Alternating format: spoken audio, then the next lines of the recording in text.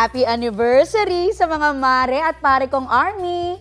Napuno ng masayang kwentuhan ang very first Weverse Live ni BTS member Jin matapos siyang lumabas sa military enlistment.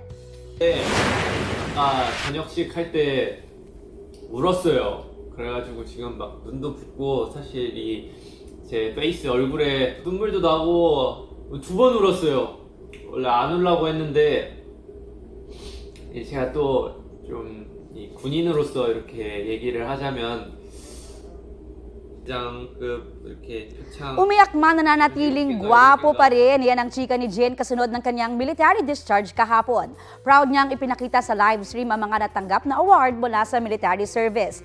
And to top it all off, hindi mawawala ang much-awaited reunion photo ng grupo. Nag-leave of absence ang kanyang bandmates para i-celebrate ang paglabas ng kanilang hiyong.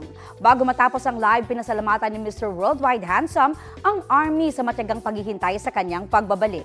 Ngayong araw, inaasahang dadalo si Jin sa BTS Festa event kung saan mamimigay siya ng free hugs sa mga maswerteng raffle winners sa Seoul, South Korea.